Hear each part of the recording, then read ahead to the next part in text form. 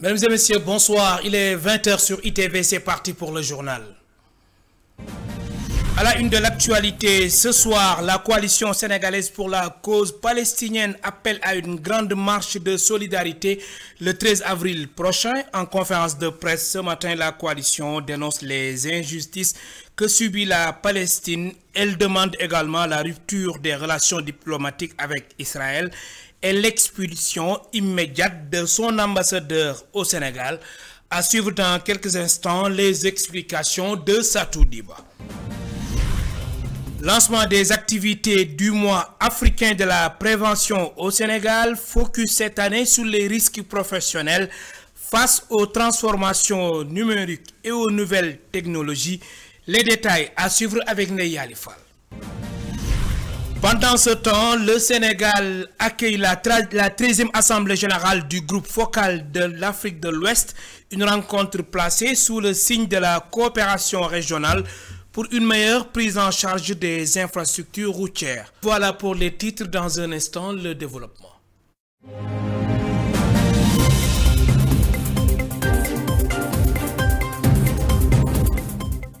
Bonsoir et bienvenue. Je vous le disais il y a un instant, la coalition sénégalaise pour la cause palestinienne appelle à une grande marche de solidarité.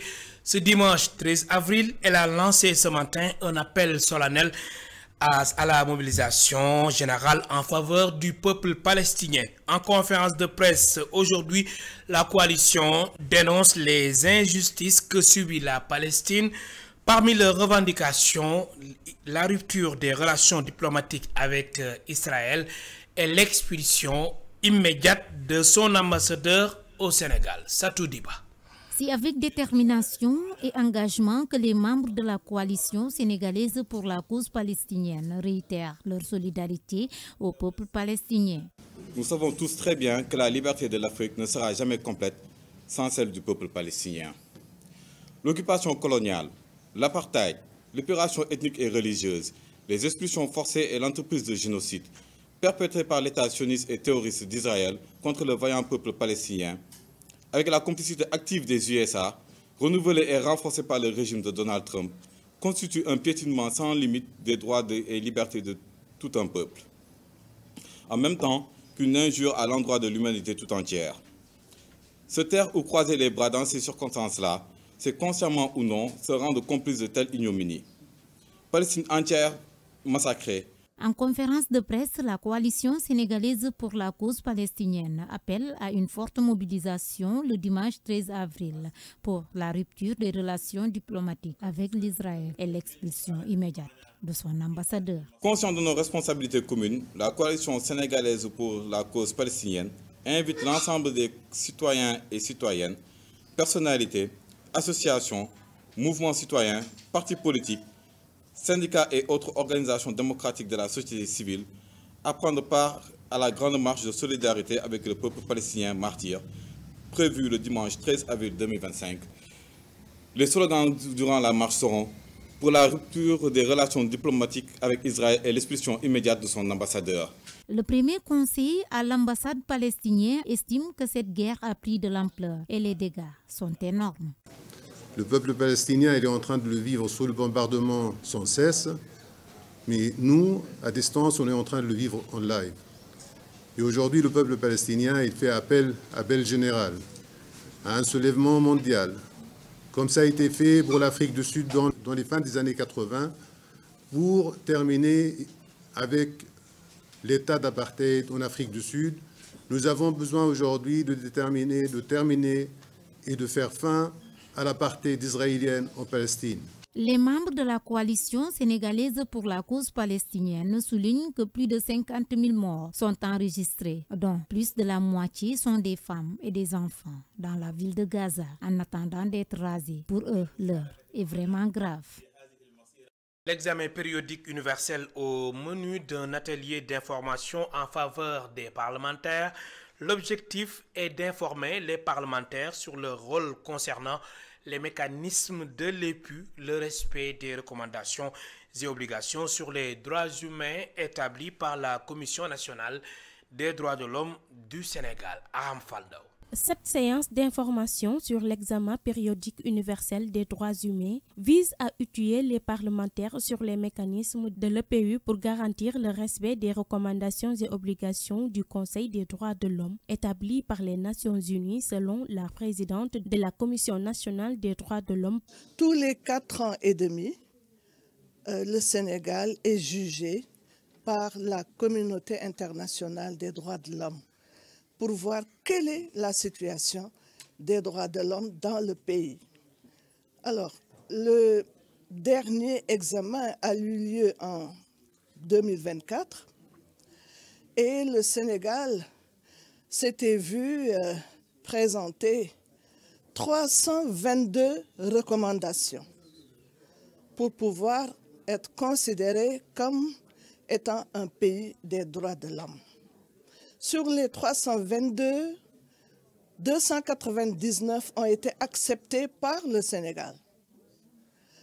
23 autres ont été notés. Il s'agit en effet de discuter avec les députés des moyens nécessaires pour maintenir la position du Sénégal en matière de respect des droits humains. Il est question, en relation avec l'Assemblée nationale, avec les députés, de travailler sur le mécanisme de l'EPU, voir comment faire pour que le Sénégal arrive à respecter les recommandations qui lui ont été faites, pour qu'on arrive à montrer à la face du monde que le Sénégal a été et encore un pays des droits de l'homme. Des résultats satisfaisants sont donc attendus afin que le Sénégal demeure un bon élève en ce qui concerne le respect des droits humains, martèle le président de la commission des lois de l'Assemblée nationale. L'Assemblée nationale, c'est le lieu par excellence du débat démocratique, donc c'est le lieu par excellence d'examen également ou de reconnaissance des droits de l'homme à travers son rôle d'élaboration et de vote de la loi, mais également à travers ses prérogatives d'évaluer les politiques publiques et de contrôle de l'action gouvernementale. Je considère la Commission nationale comme un partenaire privilégié de l'Assemblée nationale, comme l'Assemblée nationale également constitue un partenaire privilégié à la Commission pour effectivement ensemble, main dans la main, effectivement faire du Sénégal le bon élève qu'il a toujours été, mais également faire du Sénégal le champion en matière de respect des droits humains. Conformément aux principes de Belgrade sur les relations entre les institutions nationales des droits de l'homme et les parlementaires, une sensibilisation adéquate des députés sur leur rôle dans la mise en œuvre des recommandations issues de l'examen périodique universel est nécessaire. La zone de Narang Ouest, située dans l'arrondissement de Kataba 1 dans le département de Bignona, fait face à de nombreuses difficultés causées en grande partie par la crise casamançaise. Composée de 9 villages, elle souffre d'un manque d'infrastructures de base telles qu'une route praticable, l'électricité et un réseau téléphonique fonctionnel. Les habitants de cette zone qui produit une grande quantité de fruits et légumes dénoncent les difficultés liées à l'écoulement et à la conservation de leurs produits, exacerbées par l'enclavement de la zone, n'est-ce pas Hassanba? Située à seulement 3 km de la frontière gambienne, la zone de Narang Ouest demeure fortement enclavée en raison de l'état dégradé de ses routes. Particulièrement pendant la saison des pluies, les habitants de cette zone dénoncent cette situation qu'ils estiment comme un frein majeur au développement d'une zone riche et très peuplée. Khalifa Koli est le chargé de la communication de l'association de Narang Ouest. Nous n'avons pas de route. La route est trop chaotique et il y a trop de problèmes, surtout pendant l'hivernage. Même pour les évacuations de nos mamans au niveau du district sanitaire de Djouloulou, c'est tout à fait un grand problème. Donc aujourd'hui, il y a aussi des villages qui sont encore là, qui ne sont pas encore électrifiés. Et surtout, la qualité du réseau téléphonique fait défaut. La zone, caractérisée par ses sols fertiles et ses vastes espaces agricoles, est un important producteur de fruits et légumes. Toutefois, les habitants appellent l'État à accorder une attention particulière à cette zone. Il y a aussi la plantation qui est là.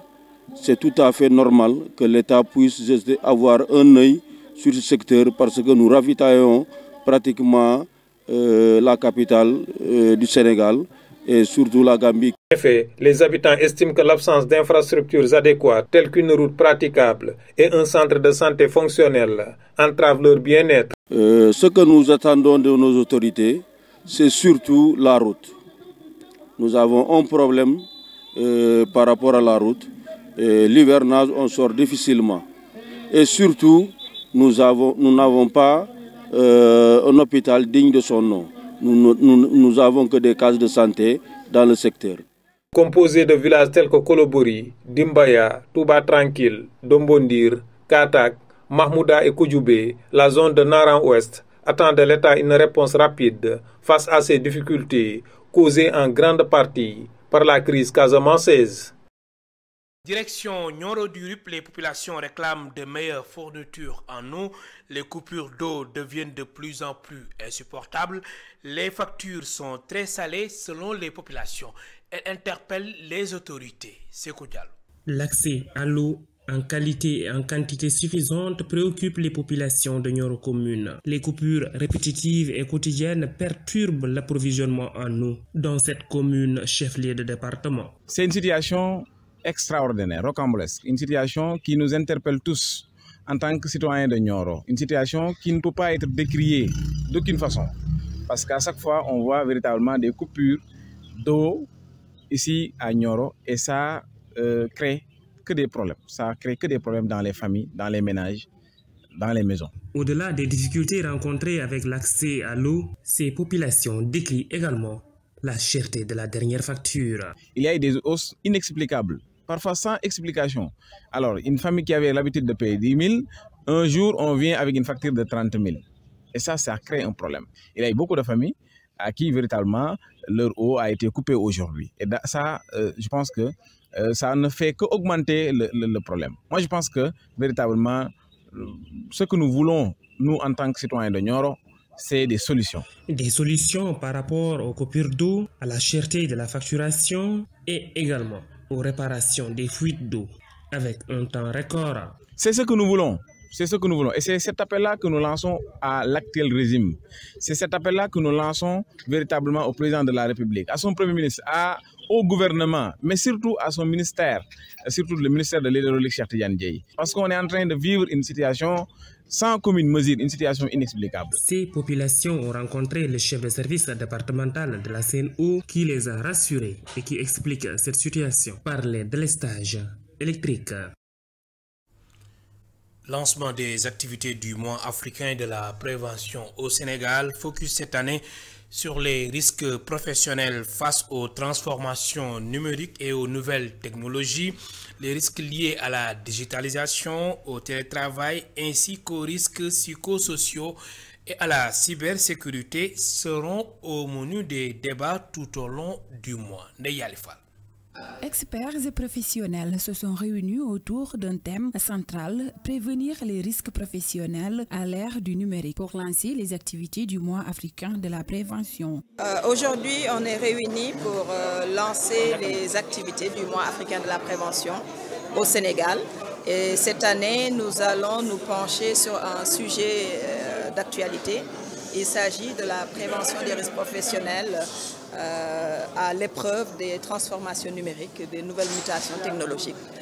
Nous allons avec nos partenaires classiques du mois, les acteurs de la prévention au Sénégal, mais également les acteurs du secteur du numérique, réfléchir ensemble aux opportunités, aux défis et aux stratégies d'adaptation que la prévention des risques professionnels doit se positionner avec les nouvelles technologies, les transformations numériques qui affectent beaucoup le monde du travail. Un mois de la prévention qui coïncide avec le 29e mois africain de la prévention des risques professionnels. La directrice de la prévention de la Caisse de sécurité sociale revient sur les secteurs les plus touchés. Au Sénégal, en fonction bien sûr de la dynamique du secteur économique, nous avons 5 secteurs majeurs. Avec ces 5 secteurs, nous avons quasiment 50% de la population active qui se mouva dans ce secteur-là. Il s'agit du secteur des BTP, du secteur de l'industrie agroalimentaire, du secteur du commerce, de la pêche et du secteur des mines. Ce sont des 5 majeurs aujourd'hui au Sénégal où la sinistralité est la plus forte et où nous déployons beaucoup d'activités pour réduire. Selon le représentant du ministre du Travail, ceci est une importance particulière pour son département. Cette année, c'est assez particulier pour nous et cela marque peut-être là de notre participation en tant que direction. Et nous avons toujours participé en collaboration avec la Caisse de sécurité sociale pour célébrer ce mois qui revêt une importance particulière pour le ministère du Travail. Il se déroule aussi dans un contexte assez particulier. Je pense que vous vous rappelez tous, il y a quelques semaines, le président de la République a lancé le New Deal technologique qui, d'une manière générale, essaie de maximiser les avantages du numérique, du digital, pour accélérer la croissance et le développement. Des stratégies seront redéployées pour continuer à accompagner le monde du travail, y compris dans les secteurs qui autrefois ne représentaient pas de risques, mais où l'on constate aujourd'hui l'émergence de nouvelles menaces. Parlons de tout à fait autre chose. Un an après l'élection présidentielle du président Bassirou Diomaye Faye, Reporters sans frontières dresse son tableau sur la situation des médias au Sénégal. D'après le directeur du bureau Afrique subsaharienne de RSF, il y a des progrès certes, mais l'on note également des difficultés économiques. Écoutons Sadibou Maron, il est joint au téléphone par Antoine Diouf. Disons que si on se met un peu sur une séquence temporelle, comme nous l'avons fait un peu ces derniers jours, en essayant de mesurer un peu les progrès et les difficultés un an après l'élection du président Bassirou Diomaye Faye à la tête du Sénégal, il y a 2 niveaux. Le premier niveau est que il y a le fait que les autorités ont effectivement amorcé un certain nombre de réformes qui pour nous sont des réformes positives en direction du secteur des médias. Pour citer notamment l'enregistrement des organes de presse sur une plateforme qui est dédiée, et cela pour plus de transparence sur le paysage médiatique et l'aide publique. Les efforts entamés en direction de l'actualisation de sur la publicité afin d'en renforcer davantage la régulation. Ça, ce sont des points positifs. Il y a aussi le fait qu'on a remarqué en termes d'arrestation que les violences d'une manière générale ont carrément diminué, mais les arrestations également ont plus ou moins continué d'avoir lieu, mais pas comme on le voyait par exemple entre 2021 et 2024. L'année dernière, depuis 2024, on a vu qu'il y a quand même un certain nombre de journalistes qui avaient été convoqués à la police, en tout cas auditionnés. Il y a un qui a été gardé à vue, les autres ont été entendus et relâchés. Ça, c'est une progression qu'on note. Il y a aussi le fait que le défi primordial aujourd'hui est pour nous de garantir la survie économique des médias. Il est évident que plusieurs d'entre ces médias-là font face à des difficultés croissantes avec tout ce qu'on a vu comme suspension de contrats publicitaires, l'accumulation d'impayés, une certaine fragilisation générale du secteur comme nous l'avons décrit. Pendant ce temps, le Sénégal accueille la 13e Assemblée générale du groupe focal de l'Afrique de l'Ouest, une instance de l'Association des fonds d'entretien routier africain. Une rencontre placée sous le signe de la coopération régionale pour une meilleure prise en charge des infrastructures routières. Le point avec Elisabeth Grastine et Pape Mafalfal. La 3e Assemblée générale du groupe focal de l'Afrique de l'Ouest de l'Association des fonds d'entretien routier africains accueillie par le Sénégal est un grand honneur pour notre pays, selon la directrice générale du FERA Sénégal. La tenue de cette 13e Assemblée générale du GFAO s'inscrit dans la tradition de notre organisation qui consiste à confier l'organisation de la rencontre à l'un de ses membres. Le Sénégal est honoré d'accueillir cette édition 2025 qui coïncide avec un moment clé de l'histoire de notre pays, l'avènement d'une 3e alternance démocratique ayant porté à la tête de l'État son Excellence M. Bassirou Diomaye Faye. La directrice générale est revenue sur les missions du FERA. Selon elle, le FERA est mobilisé pour relever de grands défis. Le FERA, sous la tutelle éclairée de M. Yankoba Diémé, ministre en charge des infrastructures, œuvre pour relever 2 défis fondamentaux. mobiliser efficacement les ressources financières nécessaires à l'entretien et à la modernisation du réseau routier et assurer une gestion transparente et performante des opérations de maintenance et de préservation des infrastructures. Le FERA inscrit son action dans une dynamique de développement inclusif et durable visant à garantir un niveau de service routier optimal sur tout le territoire. Le président du GFAO a lancé un appel aux gouvernants afin qu'ils soutiennent davantage l'association. Le succès des fonds d'entretien routier est subordonné à la volonté politique de nos plus hautes autorités, sans laquelle nous serons voués à l'échec. C'est pourquoi nous exhortons nos ministres de tutelle et à travers eux, nos gouvernements, à maintenir la confiance et à nous soutenir dans nos différentes missions. Réunis du 7 au 10 avril 2025 à Dakar, ces 11 pays africains, aux côtés de leurs partenaires institutionnels et financiers, veulent échanger, partager leurs expériences et explorer des solutions pour mieux financer les infrastructures routières. 13e Assemblée générale du groupe focal de l'Afrique de l'Ouest, nous y sommes et nous y restons. Le ministre des Infrastructures, des Transports terrestres et aériens revient sur la volonté de l'État du Sénégal de redynamiser et de renforcer le FERA, Fonds d'entretien routier autonome, qui selon lui a connu un ralentissement ces dernières années. Yankoba Djemé, ministre des Infrastructures, des Transports terrestres et aériens, est ici au micro d'Elisabeth Grastine. Ces dernières années, il a été constaté, puisque nous sommes là pour le partage d'expériences et nous dire la vérité, il a été constaté d'IGES à un ralentissement, voire un recul, du fait d'une mauvaise allocation des ressources malgré leur considérable augmentation. C'est l'occasion de nous féliciter par la décision ferme prise par le président de la République, son Excellence Bassirou Diomaye Faye, d'apporter une solution à ce recul constaté.